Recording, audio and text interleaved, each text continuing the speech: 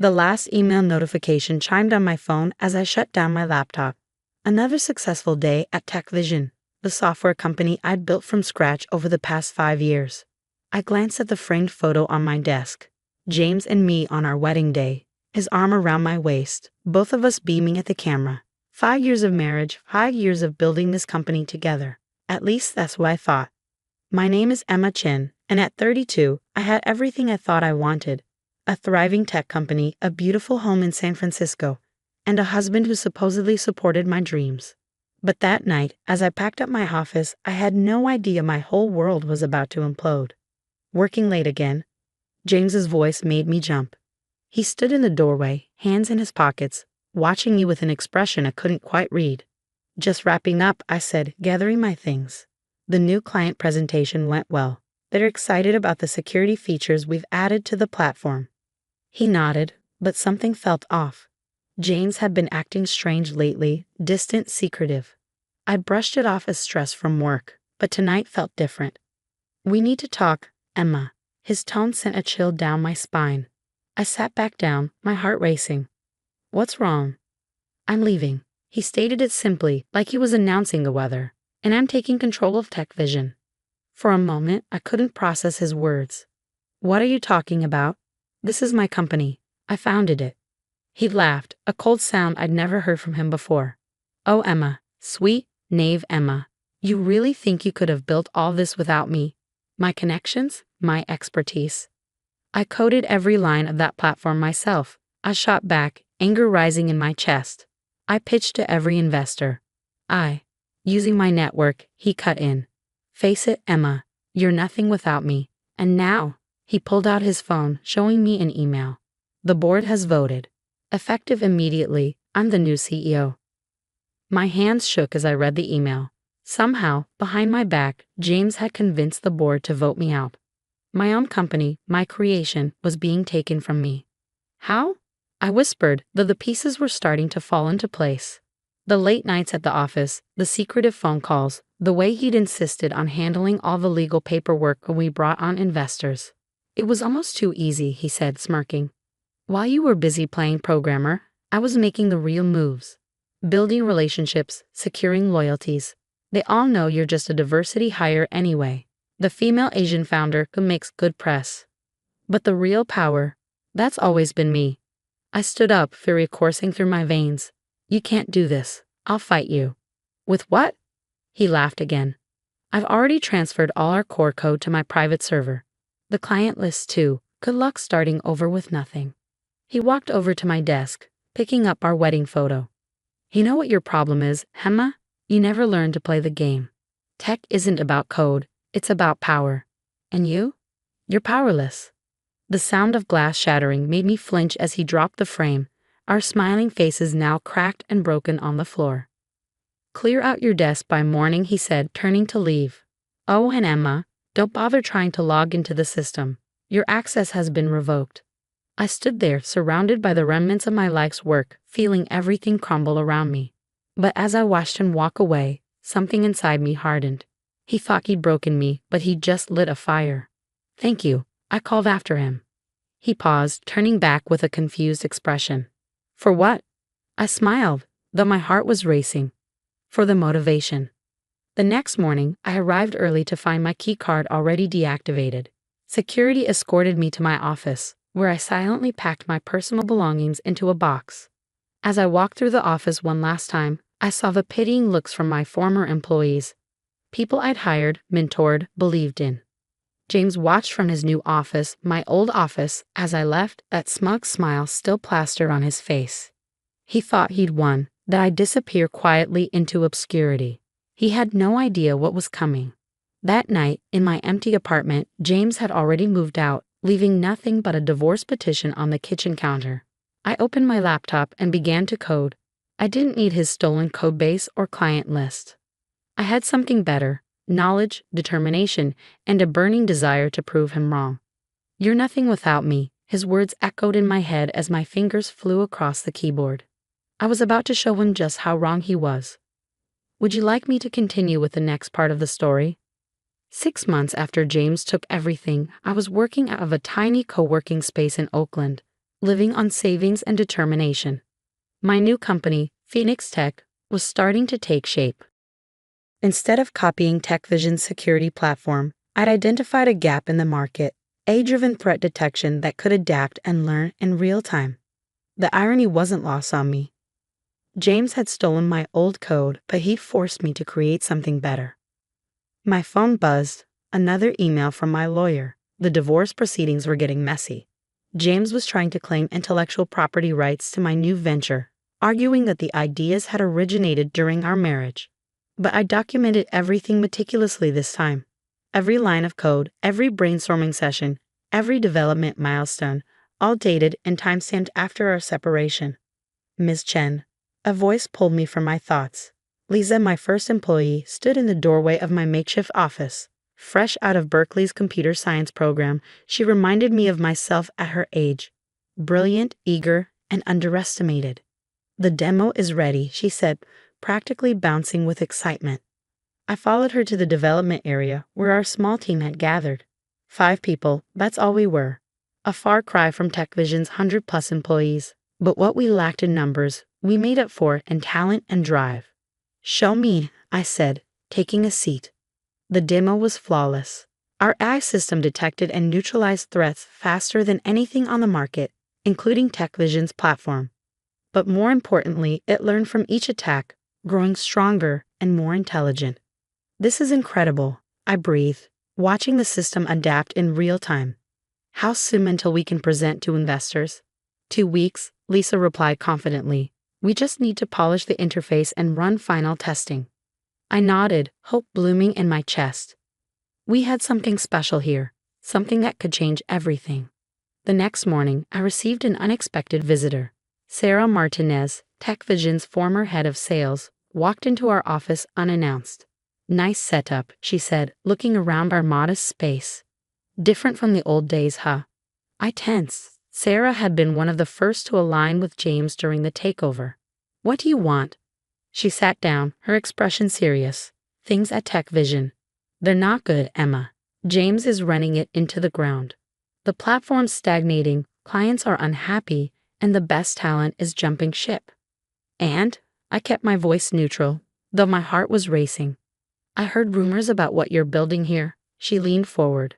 Word is, it's revolutionary. I want in. I studied her carefully. Why should I trust you? Because I was wrong about James, she said quietly. We all were. And because I brought you this. She pulled out a USB drive. Internal reports showing serious vulnerabilities in TechVision's security platform. James knows about them but won't allocate resources to fix them.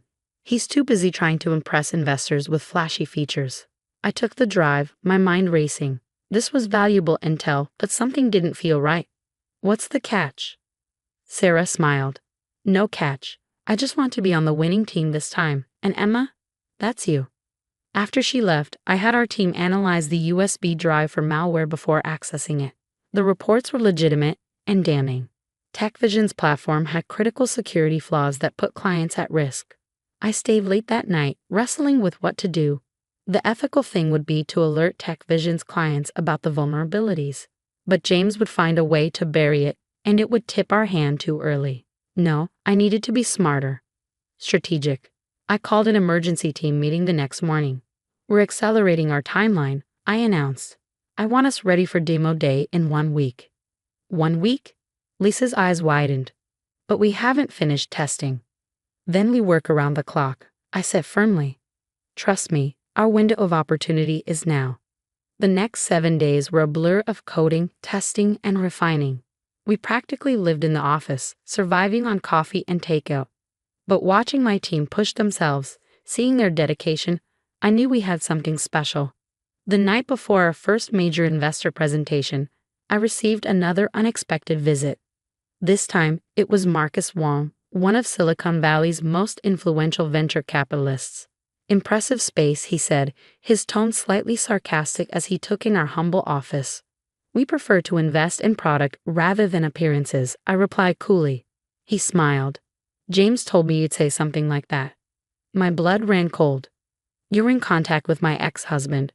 He suggested I stop by, Marcus said, examining his expensive watch. Wanted me to see what you're working with, or rather, what you're not working with. I stood up, anger coursing through me. If you're here to mock us, you can leave. On the contrary, he said, his expression shifting. I'm here because James is worried. He's been trying to block your meetings with potential investors, spreading rumors about you. And when someone that powerful is trying that hard to stop something, he smiled. Well, it usually means there's something worth seeing. I studied him carefully. And what exactly do you want to see? Everything, he said simply. Show me what's got James Chen running scared. For the next 2 hours, I walked Marcus through our platform. I showed him the AI's learning capabilities, the adaptive security features, everything we built from scratch. When we finished, he sat back, silent for a long moment. How much are you looking to raise? He finally asked. 5 million, I replied, for 20% equity. He shook his head. Not enough. You need to think bigger. He pulled out his phone, typing quickly. I'm transferring 10 million right now, for 15%. I stared at him stunned. Why? Because revenge is a powerful motivator, he said, standing up. But what you've built here, this isn't about revenge anymore. This is about revolution. As he walked out, my phone buzzed with a transfer notification. $10 million. Enough to scale, to hire, to finally compete with TechVision on equal footing. I immediately called Lisa. Get the team in here. We're going shopping for a real office. The next morning, as we packed up our little space in Oakland, I found our first whiteboard covered in early sketches and ideas. At the top, in my handwriting, nothing without him. Watch me. I smiled, taking a photo before erasing it. Phase 1 of our journey was over. Phase 2 was about to begin. With Marcus Wong's investment, Phoenix Tech transformed overnight. We moved into sleek offices in downtown San Francisco, hired top talent, and accelerated our development timeline. But the real game changer came 3 months later when the cybersecurity world was rocked by a massive data breach. TechVision's platform had failed catastrophically. A vulnerability, the same one Sarah had warned me about, left dozens of major corporations exposed. Client data was compromised, stock prices plummeted, and the tech media was having a field day. I was in a meeting when James called. What did you do? He demanded, his voice shaking with rage. I didn't do anything, I replied calmly. Your platform's vulnerabilities did this to you. You knew about them. You could have warned us. Like you warned me before stealing my company? I couldn't help the satisfaction in my voice. Besides, I did try to warn you. Sarah Martinez brought those reports to your attention months ago. His silence told me everything. Face it, James, you were so busy playing power games that you forgot the most important thing, building something that actually works. The next few weeks were chaos in the tech world. TechVision's clients were jumping ship en masse, desperate for a secure alternative. And there we were, Phoenix Tech, with our revolutionary AI-driven platform ready to step in. Our first major client was Goldman Sachs, formerly TechVision's biggest account. When their CTO saw our demo, he signed on the spot. Others followed quickly: Microsoft, Oracle, Twitter. Each success felt like a vindication. Then came the moment that made it all worth it. I was being interviewed by TechCrunch about Phoenix Tech's meteoric rise when the reporter asked about James. Your ex-husband's company is struggling, she said.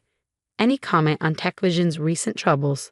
I smiled, thinking of that night in my office when he told me I was nothing without him. Innovation doesn't come from power plays or corporate politics, I said. It comes from passion, determination, and the willingness to start over when necessary. TechVision forgot that. We didn't. The article went viral. Within hours, Phoenix Tech's valuation hit $1 billion. We were officially a unicorn. That evening, as I stood in my new office overlooking the bay, Lisa knocked on my door. There's someone here to see you. It was James. He looked different, tired, defeated. The arrogance was gone from his stance. I'm selling TechVision, he said without preamble. I raised an eyebrow. And you're telling me this because? Because the only serious offer is from Cisco, and they want you to run it. He laughed bitterly. Ironic, isn't it? They want to merge it with Phoenix Tech, under your leadership. I let his words sink in. Everything had come full circle. You know what the funny thing is, James? I said, walking to the window. None of this would have happened if you hadn't betrayed me, You gave me the greatest gift possible, the motivation to build something better. He stared at me, realization dawning in his eyes. You planned this. All of it. No, I corrected him. I just worked harder than you, built better products than you, led better than you. Everything you accused me of not being able to do without you. I did it. And I did it better. After you left, I called an all-hands meeting, looking out at my team. Now over 200 strong. I felt a surge of pride. Phoenix Tech started as one woman's revenge story. I told them. But it's become something much bigger. We're not just a company. We're proof that sometimes the best success stories start with someone telling you you'll fail. 2 weeks later, I signed the acquisition papers. TechVision, the company that had once been stolen from me, was now a division of Phoenix Tech. The price tag? $500 million, a fraction of our valuation. James's name wasn't anywhere on the new organizational chart. That night, as I packed up my old wedding photo, the one he'd shattered, I finally felt at peace. The broken glass had been replaced, but I kept it as a reminder, not of what I'd lost, but of what I'd gained: strength, independence, and the knowledge that I was never nothing without him. I was everything without him. And that was worth more than any revenge. As news of the acquisition spread through Silicon Valley, I received hundreds of messages from women in tech, sharing their own stories of being underestimated and overlooked. Each one reinforced what I'd learned. Success isn't about proving others wrong, it's about proving yourself right. Phoenix Tech continued to grow, expanding into new markets and technologies. We launched a foundation supporting women in STEM, offering scholarships and mentorship programs. The girl who'd once been told she was nothing was now helping others become something extraordinary. And James? Last I heard, he was trying to launch another startup. But Silicon Valley has a long memory, and some bridges, once burned, stay that way. As for me, I keep that broken wedding photo in my desk drawer. Not because I need it anymore, but to remind myself and others of an important truth. Sometimes the people who try to break you end up making you unbreakable. That's the thing about phoenixes. They don't just rise from the ashes, they soar.